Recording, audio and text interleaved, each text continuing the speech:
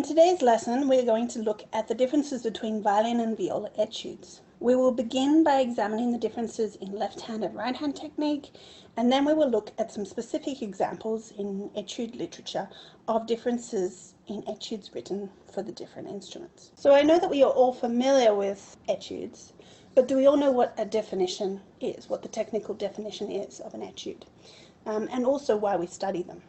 An etude can be defined as an instrumental piece, usually of some difficulty, designed primarily to exploit and perfect a chosen facet of performing technique. According to William Primrose, etudes are designed to make practice hours more happy. And while it is important to practice scales and arpeggios, Primrose suggests that etudes are full of scales, and a student can benefit from playing etudes rather than only grim and dim exercises, as etudes are often very musical. Oskar Shamsky also stresses the importance of practicing disjoint movement of the fingers rather than maintaining only a daily routine of scales. Etudes and scales, according to Primrose, prepare both the hand and arm for the main purpose of performing publicly, and should never become just routine. Leopold Auer also encouraged students to study etudes with the most serious devotion.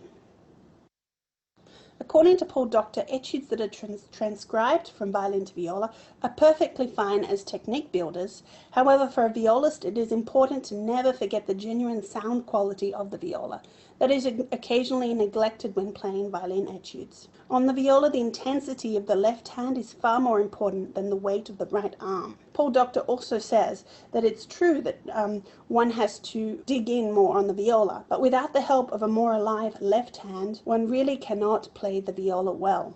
There are many composers who have written individually tailored etudes for both the violin and viola separately. Some composers have also written etudes on the violin that they have transcribed themselves for viola. Let us now compare the approaches that composers have made with regards to each instrument. The first composer we'll look at is Campagnoli. Campagnoli is definitely known as a viola composer. He was an Italian violinist and composer, and his main work is the 41 Caprices for solo viola.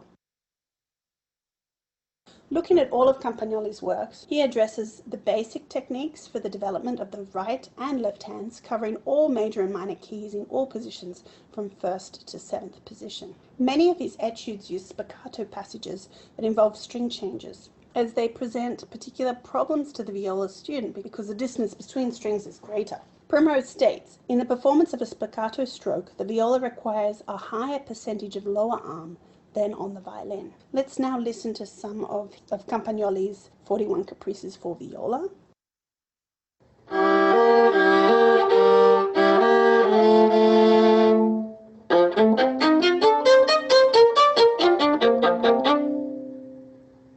And this is Campagnoli number 3.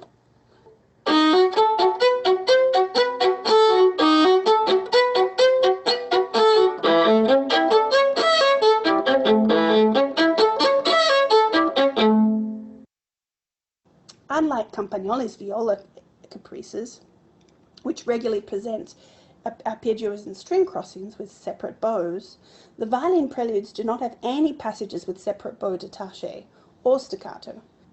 Similarly, the divertimenti have few instances where arpeggios involving string crossings are used, and in all of those instances, there is usually at least the slurring of the first 2 notes within a grouping. Let's now listen to his violin etude, Prelude number 10.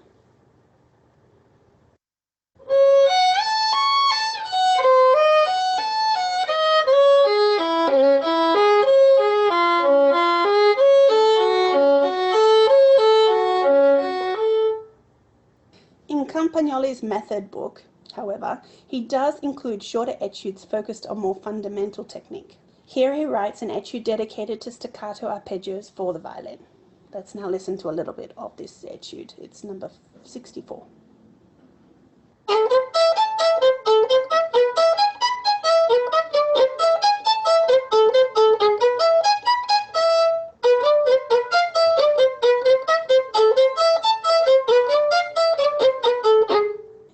Polo was an Italian violinist, composer, and pedagogue. In 1903, Polo was appointed professor of violin at the Milan Conservatory, where he was a very influential teacher for more than 30 years. According to Primrose, double stopping is just as important on the viola as it is on the violin.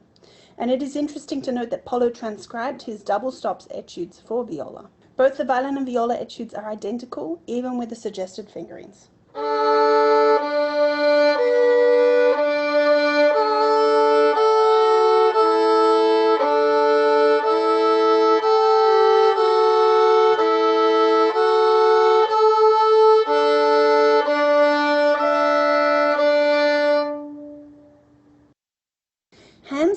Was a Czech-born Hungarian violinist, violist, teacher, and composer. From 1883 to 1921, Sit held the position of professor of violin at the Leipzig Conservatory, where he wrote several important etudes for violin and viola.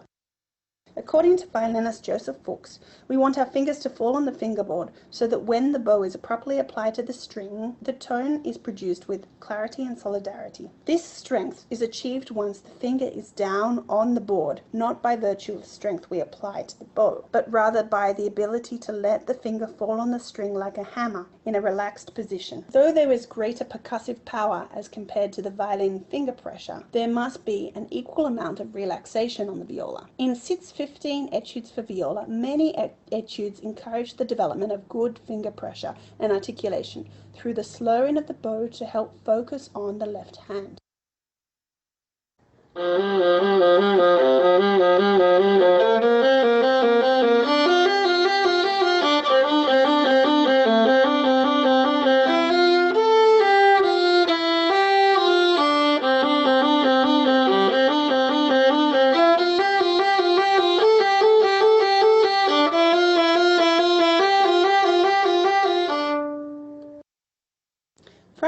Hoffmeister was an Austrian music publisher and composer. In his etudes for viola, the positions range from half to seventh positions, but most of the studies do not go above fifth position. Hoffmeister's 6 caprices for solo violin, on the other hand, include very little double stopping, and are more focused on bowing and on the right hand. According to Primrose, violinists seem to place undue importance on the staccato bowing. So it is interesting here that Hoffmeister exposes the violinist to a variety of bowings and uses the middle register of the violin. There are many similarities with his viola etudes. According to Primrose, violists need the technical stimulation that the violin can give them, and violinists need the concept of the richest sound which they can gain from the viola. And this may be what Hoffmeister is attempting to achieve for the violinist and violist playing these etudes.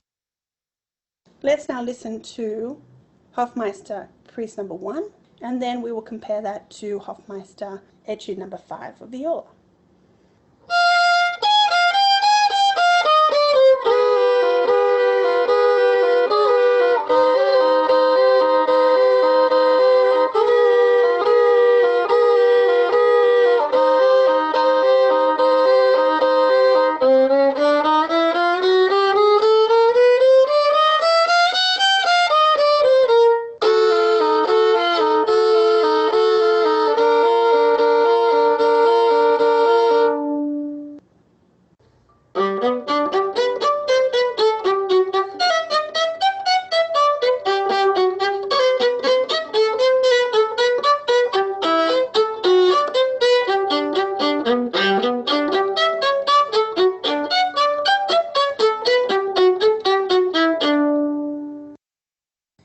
Ernest Kayser was a German violinist and violist, pedagogue and composer.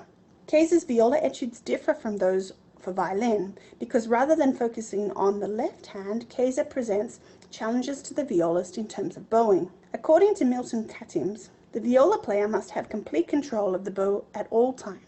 Then any desired musical effect can be obtained. The violin etudes, on the other hand, present one bow stroke at a time. However, as stated in the introduction, the focus is more on developing a good left-hand position. Let us now listen and compare.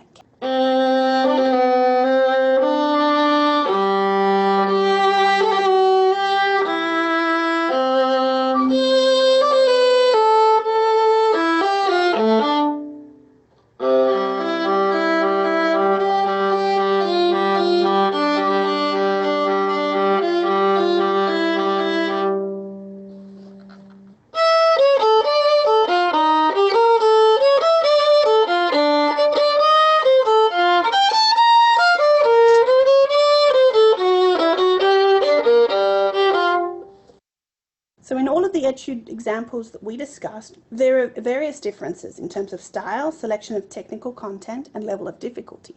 Primrose suggests that many viola etudes are very musical, and like Chopin etudes for the piano, they deserve to be played in a musical way with an attractive sound. He stresses that they must be played with vibrato and with an understanding of their purpose. Etudes for violin and viola are helpful for the development of wrist motion and for the preparing of fingers for difficult passages, warming them up to make them as flexible as possible. According to Leopold Auer, a student's progression up to harder violin repertoire should be based on certain milestones which can only be met once certain etudes are mastered.